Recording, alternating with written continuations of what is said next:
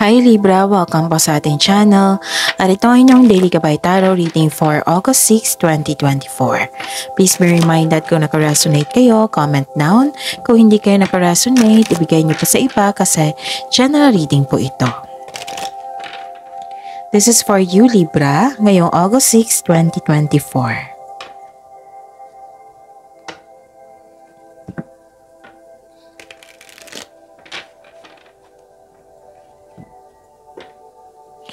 Maraming salamat po sa inyong patuloy na suporta at maraming salamat po sa mga hindi nag-skip ng ads. Gamitin ang reading na ito bilang gabay lamang. Sa mga hindi pa nag-subscribe, subscribe na po kayo at click bell notification para malaman nyo na may bago tayong video. Para sa mga gustong magpa-reading po, may lumabas dyan sa screen nyo ngayon. Panoorin nyo po at sundin ng instruction. Calling the attention sa mga suki ko dito na Libra. Open na po ang inyong Monthly Gabay Tarot reading for August 6, 2024. Pwedeng nakafocus sa career and money, pwedeng naka-general reading na may kasamang love reading. Maraming salamat po.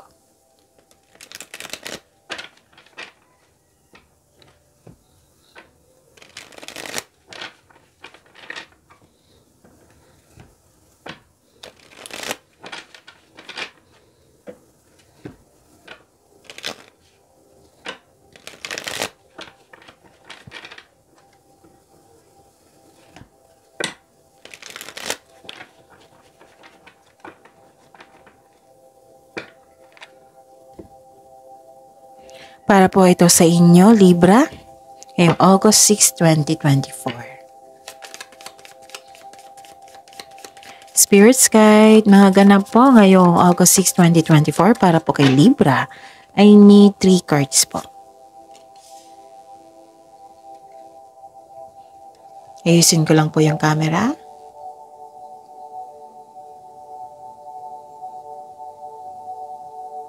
Okay.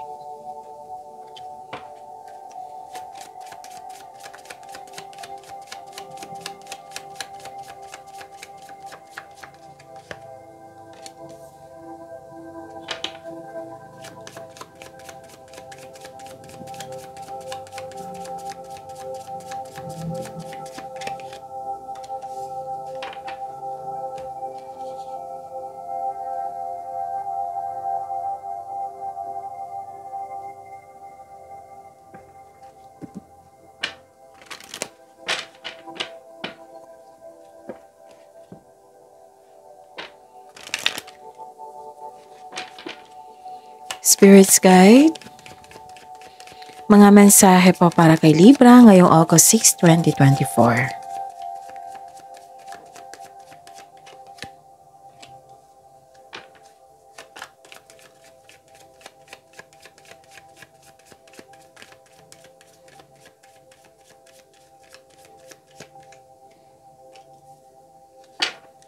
Ayusin ko lang po yung camera ha, saglit lang po.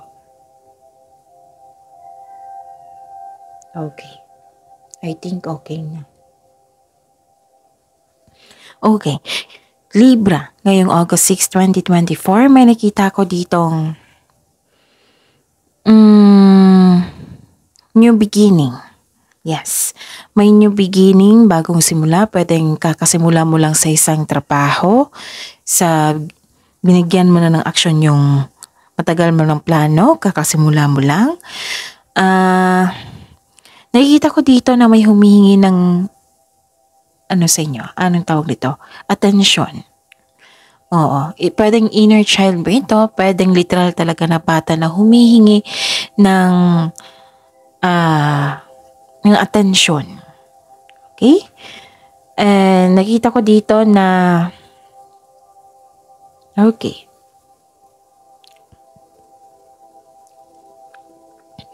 Nakikita ko dito na humingi ka ng advice sa mentor mo, elders, sa mga wiser, sa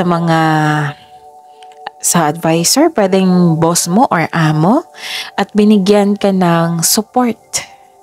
Binigyan ka ng wisdom message. Okay? At yun, nagkaroon ka ng wisdom message dito eh. Pwedeng nag-uusap kayo tungkol sa passion mo. Tapos nakikita ko rin dito na Love is blooming. This is full of emotions, may attraction, may affection. This is joy of life. This is beauty, may romance. Okay? And ang message po para sa inyo Libra is it's time to release negativity. Okay? And take time to breathe out. I think pagod kayo, no? Kikita ko dito, pagod kayo eh. Okay? Kung nag-self-pity kayo, kung may sama kayo ng loob, it's time to release it. And this is a clarification of your card here kasi it's about your emotions. Okay? Emotions. Tapos, love is blooming here and humingi ka ng advice. Pwedeng direction ito. And take time to breathe out. Kailangan nyo maging kalma, mag-relax. Oo.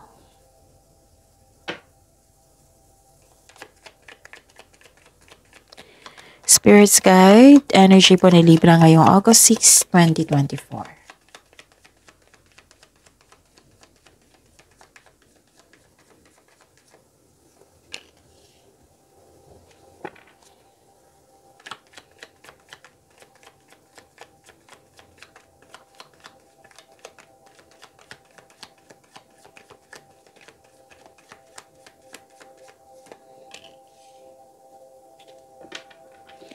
So this is daily reminder para hindi nyo makalimutan at hindi kayo malito, maguluhan. Okay? Panoorin nyo po yung last 4 days Gabay Tarot reading nyo po. Like for example, napanood nyo ito ngayong August 6, 2024. Panoorin nyo po yung August 5, 4, 3, and 2. Kung may nakita or narinig kayong repeating message, kailangan nyo po iyan bigyan ng atensyon. Kung maaari po, bigyan nyo po ng solusyon at aksyon. Again, calling the attention sa mga suki ko dito na Libra, open na po ang inyong monthly Gabay Tarot reading for August 2024. Pwedeng nakafocus sa career and money, pwedeng general reading na may kasamang love reading. So, message me for schedule. Maraming salamat po. Okay, so kumusta ang energy mo Libra? Nakita ko dito nag-let go ka. Oo. At okay. Nakikita ko dito na you are walking away, nag-let go ka, nag-move on ka, nagkaroon ng movement, nagkaroon ng transition. May pag-atras, pagtakas sa isang sitwasyon, bagay man, lugar o tao. Nirelease mo ito kasi hindi ka na masaya. Umalis ka para for your own growth. Hindi kasi tayo magkakaroon ng growth kung magstay tayo sa hindi tayo masaya. So this may feel distressing sa ngayon, pero wag mong hayaan na makulong kayo sa kalungkutan. Kailangan mo ng aksyon para magkaroon ka ng freedom. You're taking an action dito to move forward. Mag-let go, magkaroon ng transition. Okay? Okay, so yun. Ano pa? It might be nagkaroon ng pag-move on kasi may ganap na nagkaroon ng hindi pagkakaroon ng pagkakaisa. Naulit, no? What I meant is, hindi nagkaroon ng pagkakaisa. Okay? So, Libra, ang sabi po ng card dito na nag-decide po daw kayo kasi hindi nagkaroon ng pagkakaisa, di ba? Nag-decide kayong mag-move forward. Tinulungan mo yung sarili mo para magkaroon ng growth ang inyong sarili. Okay? Magkaroon ng growth to heal yourself also. Hindi sa umiwas ka kasi hindi na healthy. Like for example, parang umiwas ka sa isang tao or toxic traits. Toxic environment. Example yan ha. Kasi nakita ko dito, hindi nagkaroon ng pagkakaisa. So, tunulungan mo yung sarili mo para magkaroon ng growth. Kasi hindi tayo magkakaroon ng growth kung nagkaroon ng toxicity. Okay? Okay. Kasi gusto mo mag-level up eh. Kaya nga humingi ka ng advice dito kasi gusto mo mag-grow. Gusto mo mag-mature. Gusto mo may ganap na pag-level up. Kaya nga, binigyan mo na ng action dito. Okay? May disconnection dito sa isang tao, oh. Pero may opportunity ka ha na maayos ito. Kailangan lang po na magbigay ng pasensya and listen to your heart to get back on your track. Maari some of you na may disconnection sa isang tao na mas bata pa sa inyo or sa isang bata. Actually, humihingi ito kung sa isang bata ito or family mo ito, humihingi po ito ng attention sa inyo. At least alam nyo na, di ba? Pero may opportunity po na maayos ito. Okay?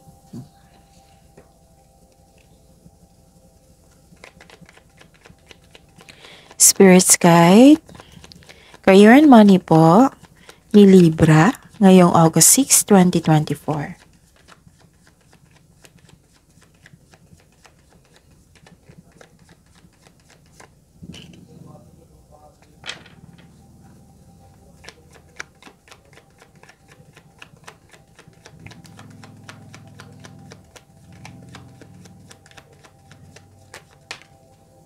Okay.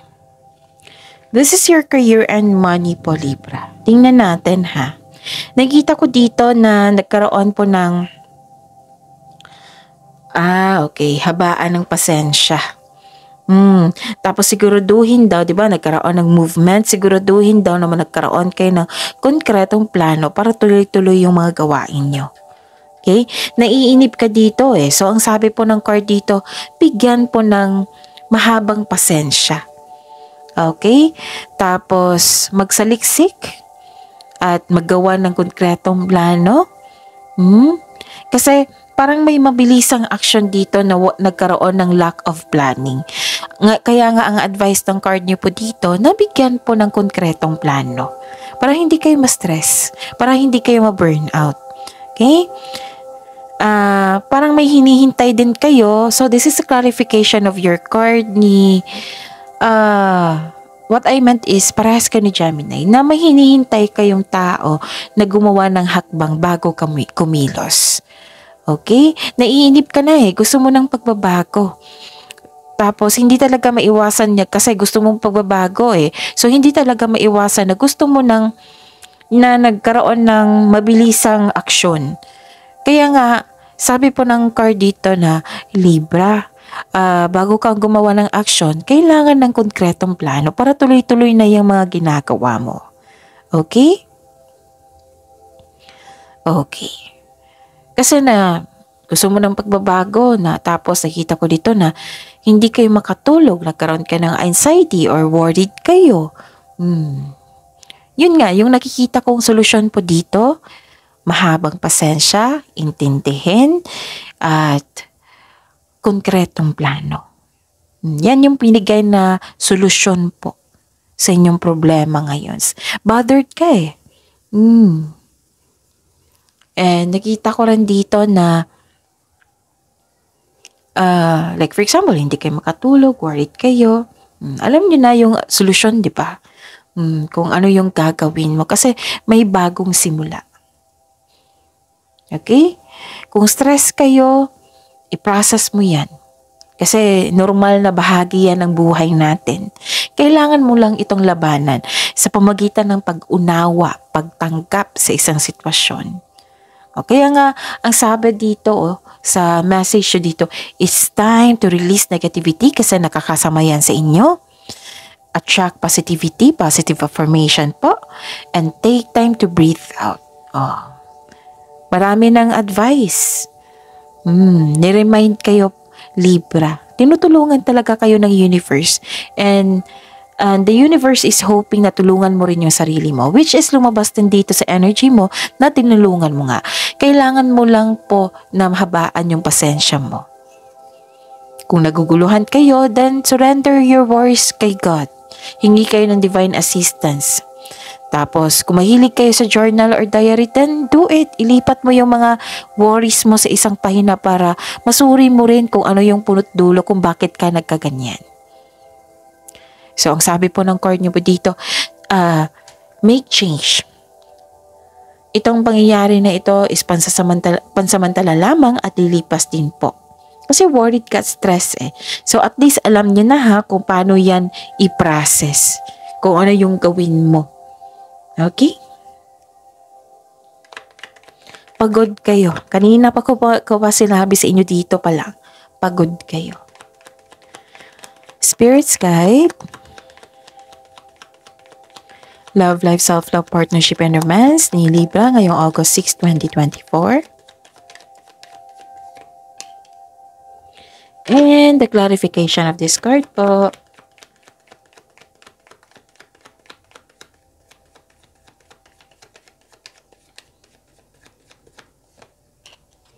By the way, maraming salamat po sa patuloy na tiwala at suporta sa ating channel at maraming salamat din po sa mga hindi nag-skip ng ads. May lumabas dyan sa screen nyo ngayon, panoorin nyo po at sundin ng instruction. May lumabas dito oh.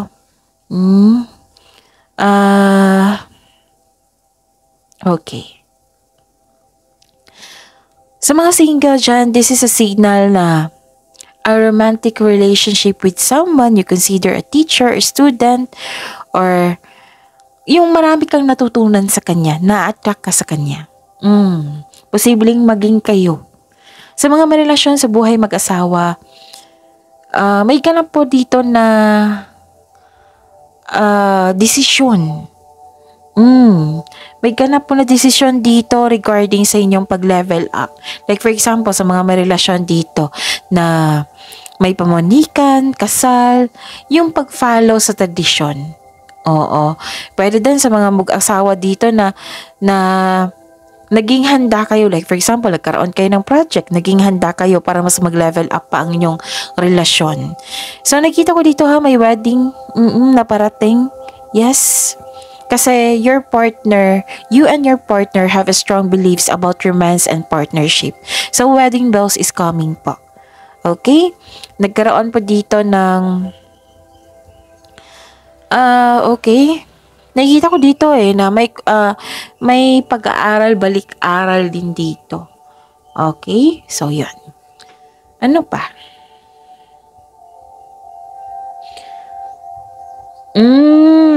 Okay.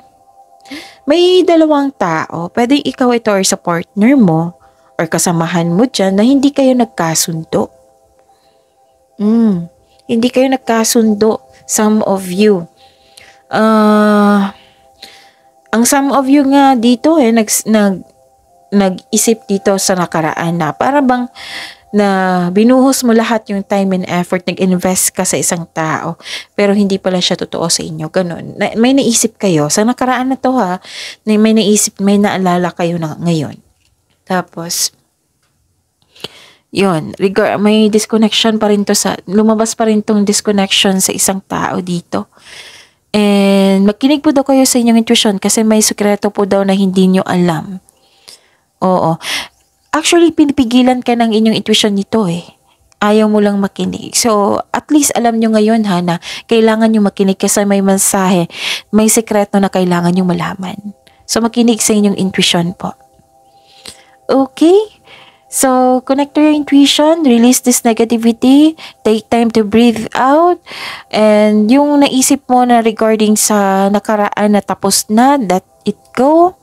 Oo, kasi makakasira yan ng mood Hindi naman sa iniwasan. Bigyan mo ng solusyon para matapos na yan. Okay? And, yun. Congratulations sa mga couple dito na may ganap na wedding soon. Kasi may pamanhikan, may proposal, may pagsunod sa tradisyon. Pwede din na nasunod ang inyong desisyon. Ganon. Tapos, tinutulungan mo yung sarili mo dito para magkaroon ng healing. Okay? Kasi ayaw mo nang mag-overthink. Ayaw mo nang masaktan. Gusto mo nang mag-growth. Don't rush things. Paalala po ng card dito. Kasi nagmamadali ka dito para magkaroon ng growth.